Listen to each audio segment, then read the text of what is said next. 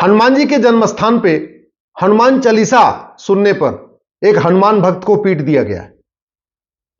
Social media में चर्चा हो रही है, इलेक्ट्रॉनिक मीडिया में चर्चा हो रही है, अखबार में भी चर्चा हो रही है, तू मैं भी हो रहा है, आरोप प्रत्यारोप हो रहा है, नूरा कुश्ती भी हो रही है, बतौलेबाजी भी हो रही है, एफआईआर दर्ज हो गई है, 3 लोगों की गिरफ्तारी भी हो गई है, हो सकता 3-4 की और भी गिरफ्तारी हो जाए। लेकिन सवाल यही है कि क्या गिरफ्तारी अस्थायी समाधान है? क्या वो नफरत वाली सोच क्या गिरफ्तारी से रुक जाएगी क्या? और सबसे आश्चर्य की बात यह हो रहा है हनुमान जी के जन्म स्थान कर्नाटक में। हनुमान जी का जन्म स्थान किष्किंधा है, किष्किंधा कर्नाटक में पड़ता है। तो हनुमान जी के जन्म स्थान पे हनुमान चालीसा बजने पे पीटा जा रहा है। 2024 में 25 साल के बाद 2047 में क्या होगा, ये आप इसकी कल्पना खुद कर लीजिए। और पीट कौन रहे? जो दिन में 5 बार अजान देते हैं। अजान में क्या कहते हैं? ला इलाहा इल्लल्लाह, अल्लाह के अलावा और कोई इबादत के लायक नहीं है। आप जरा सोचिए, हनुमान चालीसा में कहीं यह नहीं कहा जाता कि हनुमान चालीसा के अलावा, हनुमान जी के अलावा कोई पूजा के लायक नहीं है, तो भी पीटा जा रहा। और 5 बार लाउड स्पीकर से बोला जाता है कि अल्लाह के अलावा कोई इबादत के लायक नहीं। इसका मतलब न हनुमान जी पूजा के लायक है, न राम पूजा के लायक है, न भगवान कृष्ण पूजा के लायक है, न भगवान शंकर पूजा के लायक है, न भगवान विष्णु पूजा के लायक है। और कोई पॉलिटिकल पार्टी इस पे बोलती ही नहीं है।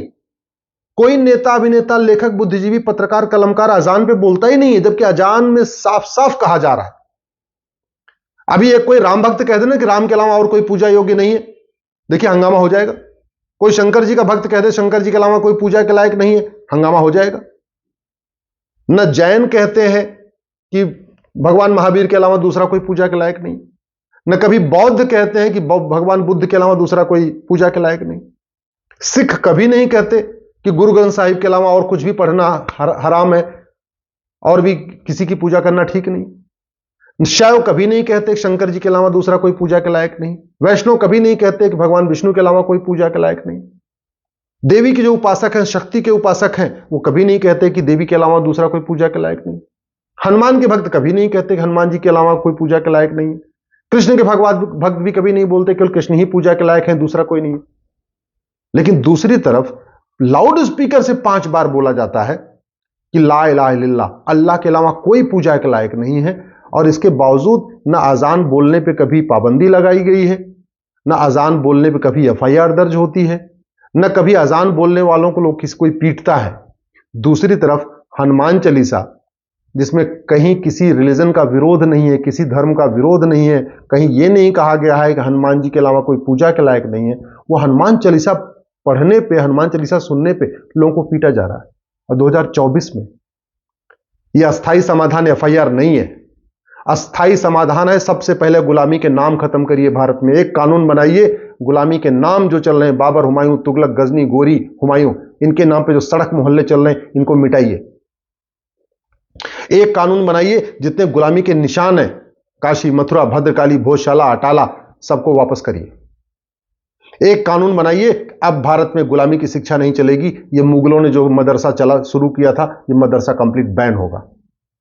न मुगलों का मदरसा चलेगा, न अंग्रेजों का कॉन्वेंट स्कूल चलेगा।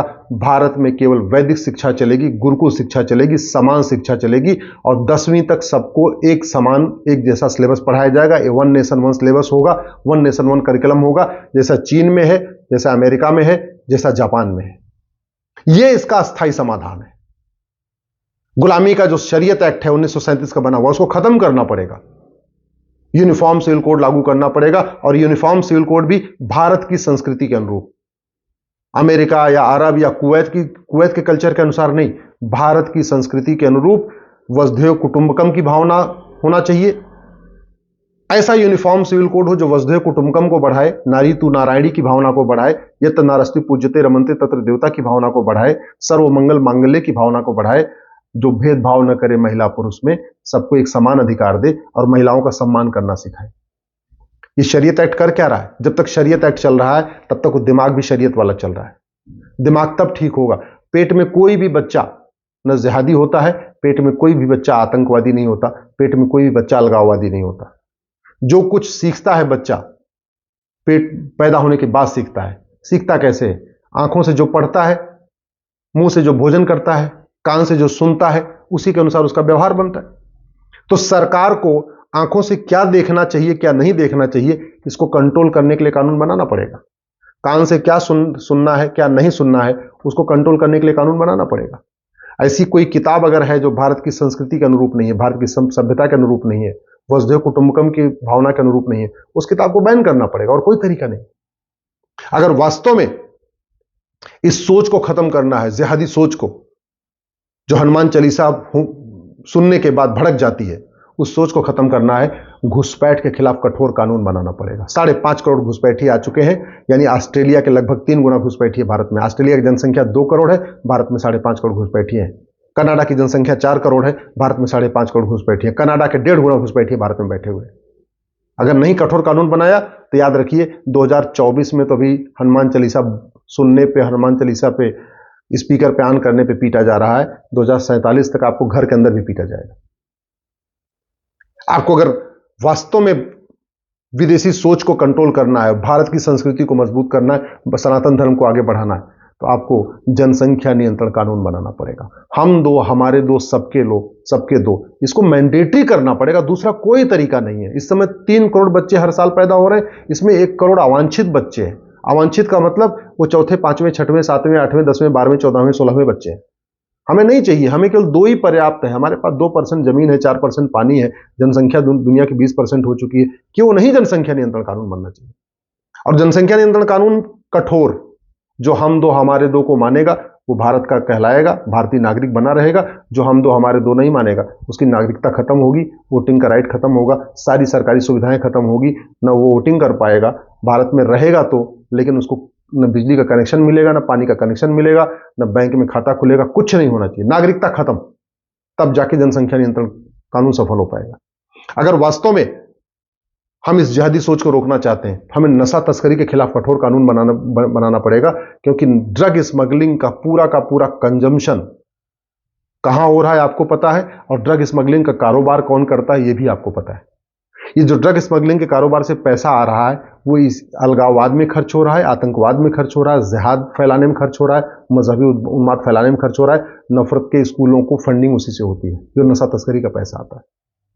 तो नशा तस्करों की 100% प्रॉपर्टी जब्त करने, उनकी नागरिकता खत्म करने और फांसी देने के लिए कानून बनाना पड़ेगा, जैसा सिंगापुर में।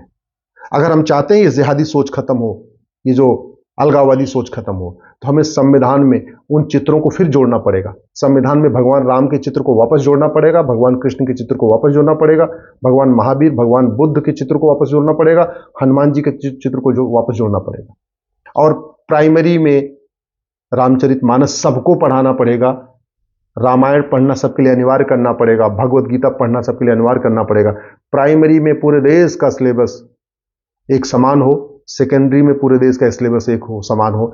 10वीं तक 1 नेशन 1 सिलेबस, 1 नेशन 1 करिकुलम, सबकी एक किताब, सब अपनी अपनी भाषा में पढ़ें। कर्नाटक वाले अपनी भाषा में पढ़ें, तमिलनाडु वाले अपनी भाषा में पढ़ें। सिलेबस करिकुलम एक समान होना चाहिए। हिंदू हो या मुस्लिम, पारसी हो या ईसाई, सिलेबस एक होना चाहिए। और सबसे इंपॉर्टेंट है, हनुमान जी का चित्र संविधान में जोड़ा जाए। हनुमान चालीसा सुबह सबकी प्रार्थना में मैंडेटरी करना पड़ेगा। भगवत गीता, कृष्ण का चित्र संविधान में जोड़ना पड़ेगा, भगवत गीता को स्कूल के सिलेबस में डालना पड़ेगा। वाल्मीकि रामायण को, रामचरितमानस को सिलेबस में डालना पड़ेगा, वेद पुराण को सिलेबस में डालना पड़ेगा। हाँ, इसके लिए संविधान में संशोधन करना पड़ेगा, तो करना पड़ेगा। संविधान में संशोधन करने के लिए आपको लोकसभा में, स्वाभाविक सी बात है, 400 सीट से ज्यादा चाहिए। लेकिन अगर आप चाहते हैं आने वाले टाइम में आपके बच्चे सुरक्षित रहें, तो याद रखिएगा, कानून ही बच्चों को बचा पाएगा। आज के नेता, आज के अभिनेता, आज के लेखक, आज के बुद्धिजीवी, आज के पत्रकार, आज के कलमकार 25 साल के बाद आपके बच्चों को बचाने नहीं आएंगे। ये जिनको आप देख रहे हो ना, चाहे इंडी अलायंस हो, चाहे भिंडी अलायंस हो, चाहे जितने भी अलायंस है, ये केवल और केवल सत्ता की खातिर अलायंस करते हैं। इनको आपके बच्चों से, आपके नेक्स्ट जनरेशन की कोई चिंता नहीं। और ना आज के नेता 25 साल के बाद आपके बच्चों को बचाने आएंगे। आज के 25 साल के बाद आपके बच्चों को कानून बचाएगा, समान शिक्षा कानून बचाएगा, समान नागरिक संहिता कानून बचाएगा, धर्मांतरण नियंत्रण कानून आपको बचाएगा, घुसपैठ नियंत्रण कानून आपके बच्चों को बचाएगा, जनसंख्या नियंत्रण कानून आपके बच्चों को बचाएगा। ये जो मुगलिया सोच है, वो सोच खत्म करने के लिए रामायण, भगवत गीता, वेद पुराण जब सबको पढ़ाया जाएगा, उससे सोच बदलेगी। मेरी बात ठीक लग रही हो, इस वीडियो को अधिक से अधिक शेयर करिएगा।